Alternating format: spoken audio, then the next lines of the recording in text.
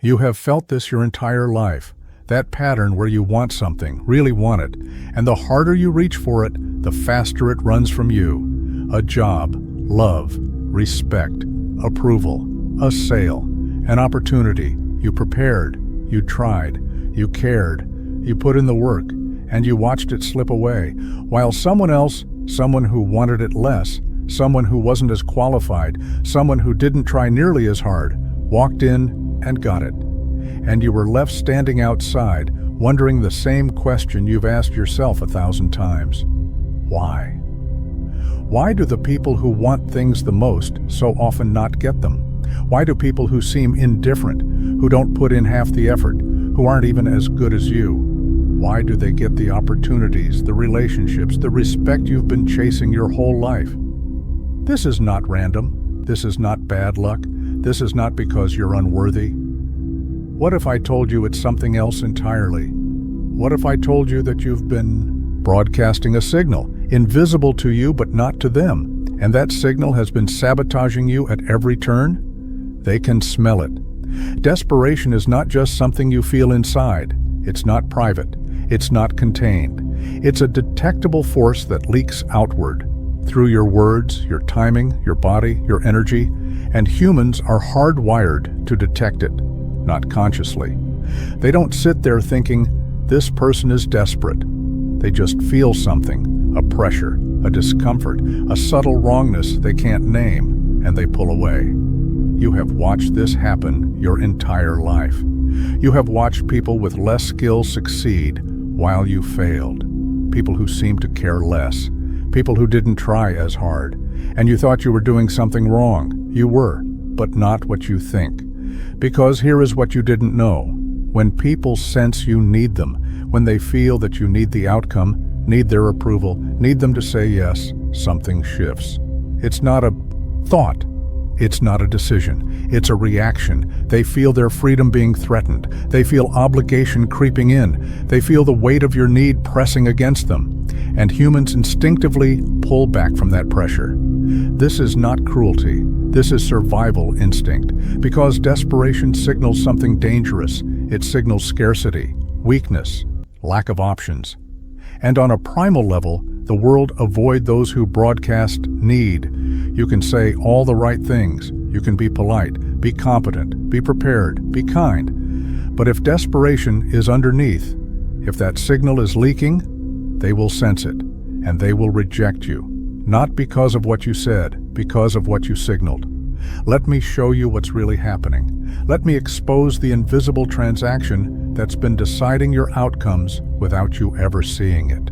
Every human interaction is answering one question before you even speak. Who needs who more? That question gets answered in the first 3 seconds.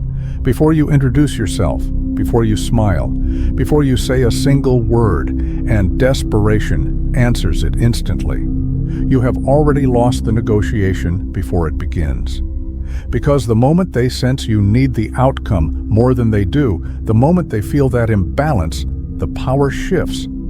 They don't consciously think, I have power here. They just feel it. And when they feel it, everything changes. They relax. They become pickier. They raise their standards. They start weighing their options because they can. Think about the last time you really wanted someone to like you.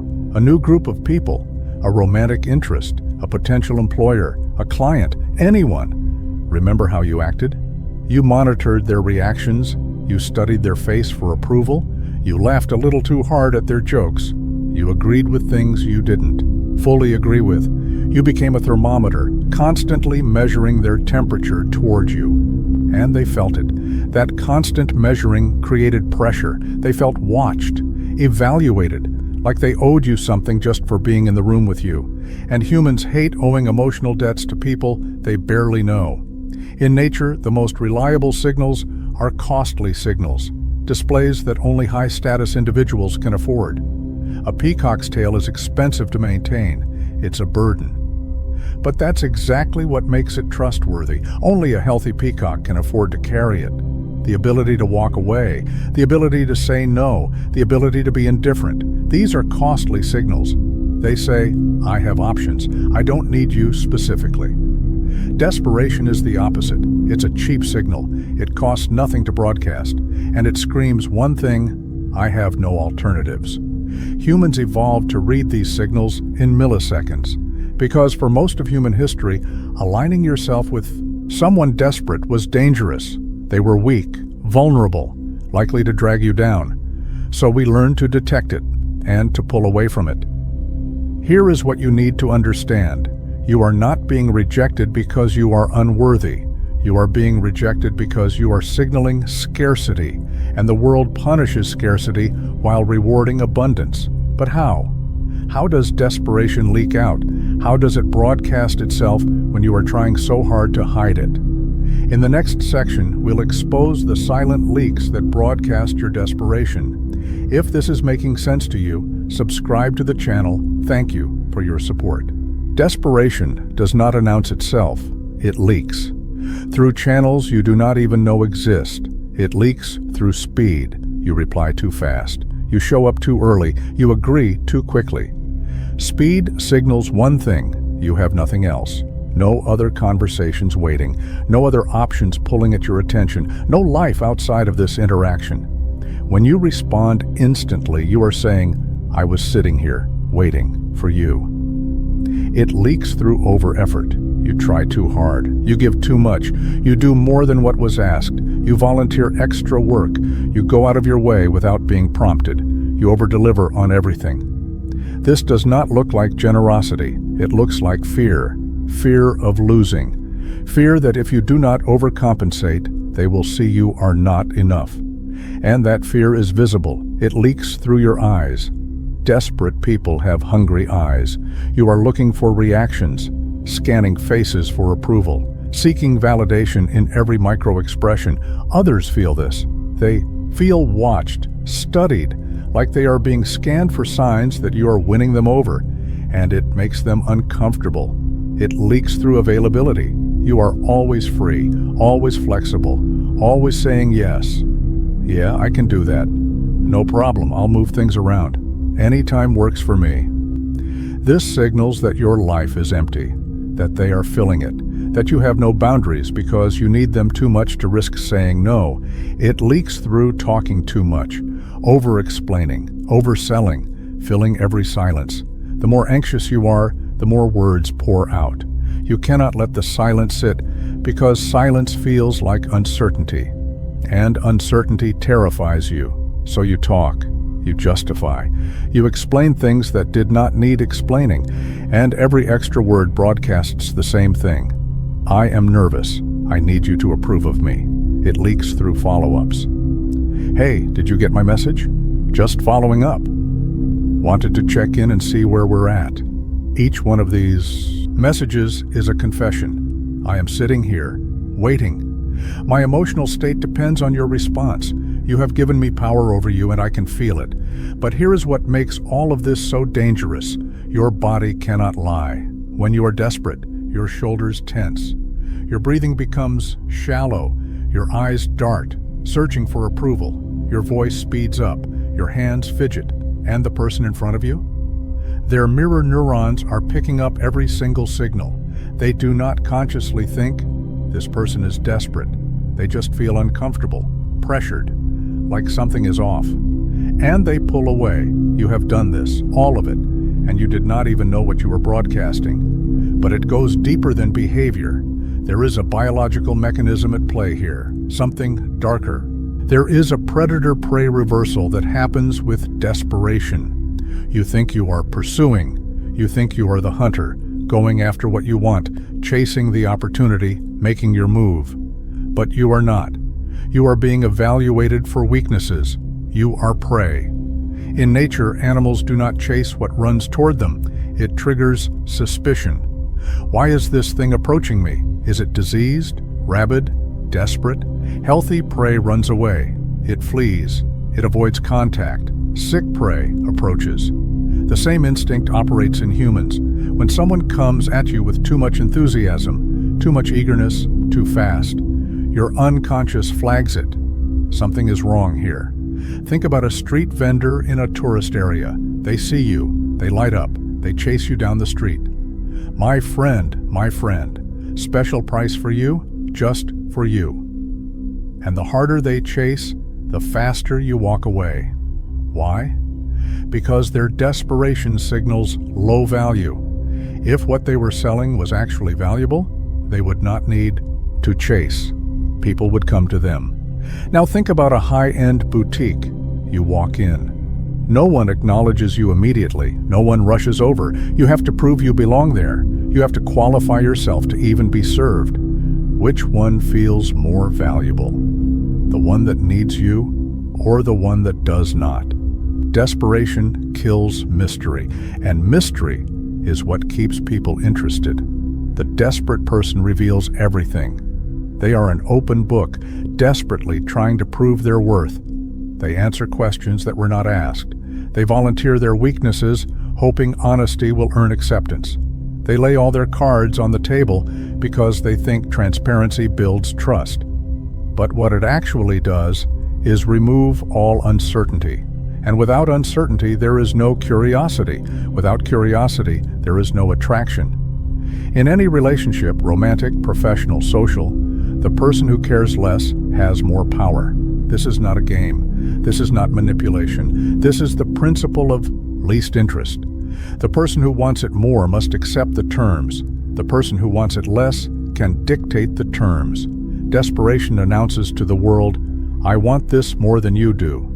And in that moment, all power transfers to the other person. They know you will tolerate more, accept less, compromise further because you need them, and they do not need you.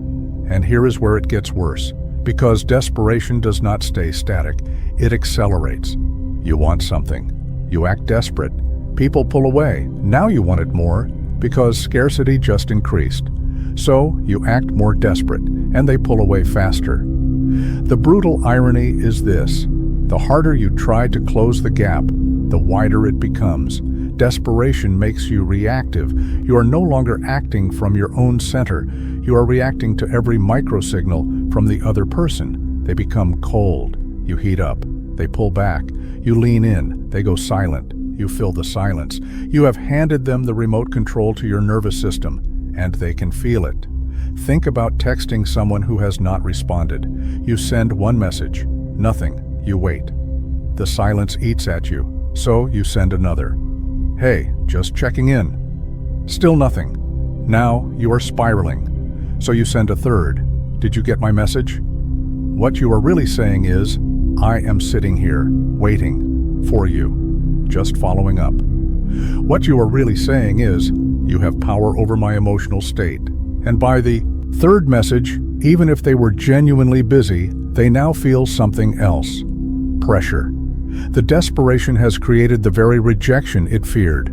The more you want something, the harder you try. The harder you try, the more unnatural you become. The more unnatural you become, the more they sense something is off. And the more they sense something is off, the more they pull away. This is the desperation death spiral. You cannot perform your way out of it, because the performance itself is evidence of the desperation. And here is the worst part. Desperate people overshare. They tell you their fears, their failures, their needs, their weaknesses. They think this is vulnerability. They think this is building trust. They think this is connection. But what they are actually doing is handing you the instruction manual for their destruction. Now you know exactly what they are afraid of. Now you know exactly what buttons to push.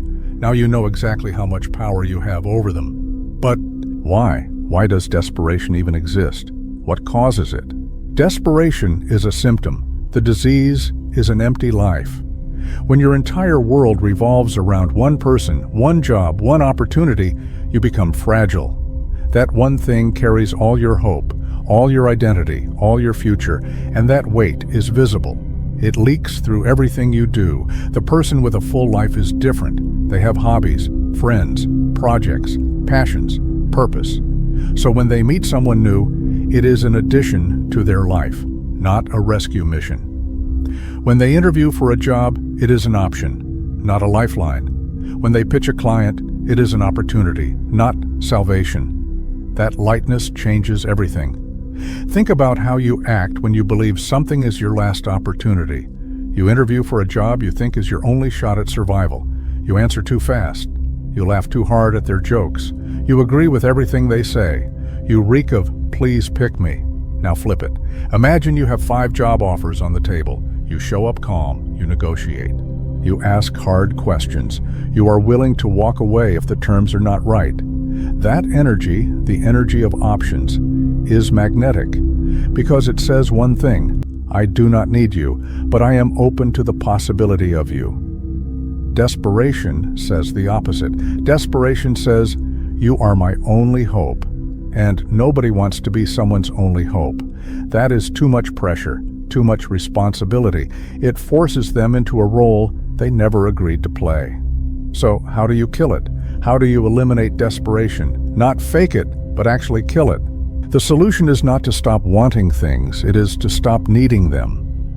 When you genuinely do not need the outcome, your energy shifts. And when your energy shifts, the world responds differently. 1. Build real options. Desperation comes from having one path, one person, one opportunity. When you have multiple options, the need dissolves. Do not wait until you are desperate to build alternatives. Build them before you need them. Apply to 5 jobs, not 1. Talk to multiple clients, not 1. Work on multiple projects, not 1. The moment you have options, you stop needing any single outcome, and that changes everything. 2. Delay your responses. Force space between their action and your reaction. That gap kills the smell of need. Do not reply instantly. Do not show up early. Do not agree immediately. This is not playing games. This is protecting your value, because speed signals desperation and restraint signals abundance. 3. Practice walking away mentally. Before every interaction, accept that you might not get it. That acceptance changes your energy completely. You stop performing. You stop trying to be what you think they want. You start being. And being is what people actually respond to. 4. Fill your life. The person with a full life does not need any single outcome to feel whole. That lightness is irresistible. Fill your life not to fake abundance, but to create real abundance. When abundance is real, desperation becomes impossible. The Stoic philosopher Epictetus taught this centuries ago. Focus on what you control, your effort, your character, your response. Release what you do not control, outcomes, other people's decisions, whether they say yes or no. This creates an unshakable calm that others interpret as confidence, as high value. And here is the paradox that breaks most people's brains. When you stop desperately wanting the outcome, you actually perform better. Because desperation creates performance anxiety. You play not to lose instead of playing to win. You become safe, conservative, boring. But when you genuinely do not need it, when you have real options, you become bold. You take risks. You say what you actually think. You walk away from bad terms. And ironically, that boldness is what wins. The person who needs it least often gets it, because they are the only one free enough to be interesting. And when you do this, when you kill the desperation, everything shifts. When you kill desperation, everything changes. Not because you stopped wanting things, but because you stopped needing them. The job calls you back. The person reaches out. The opportunity appears. Not because the universe rewarded you for letting go, but because you are no longer broadcasting scarcity. You are broadcasting self-sufficiency, and self-sufficiency is the most attractive force in human interaction. When you walk into a room no longer needing validation, people feel it. You are not scanning for approval. You are not performing. You are not trying. You just are. And that presence is magnetic. Detachment is not giving up. It is not apathy. It is not indifference to the outcome. It is letting go of the outcome while still taking action. It is wanting without needing, caring without depending. That energy is irresistible.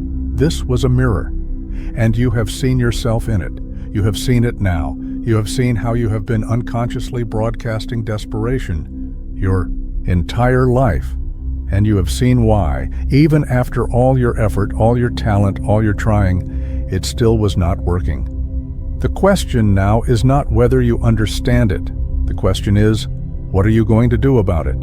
Are you going to keep showing the world how badly you want it? Keep repeating the same circle and hoping for a different result? Are you going to keep watching people less capable, less qualified, less deserving than you walk in and take what should have been yours? Or are you going to stand up today, right now, and tame this? The choice is yours. Watching this video was the easy part. Awareness is not enough. The real question is whether you are willing to put this to work. Whether you are willing to catch yourself the next time your fingers move too fast to reply. Whether you are willing to sit with the silence instead of filling it. Whether you are willing to walk away when every instinct in your body is screaming at you to chase. If you are ready to stop giving your power away, then go to the comments right now and type this. Today, I stop broadcasting need. Type it. Make it real. Let it be the line you draw between who you were and who you are becoming. If this video gave you clarity, if it named something you have felt your entire life but could never explain, then support it. Like the video. Subscribe to the channel. This space is for those who refuse to stay blind, for those who see the invisible forces shaping their lives and decide to take control.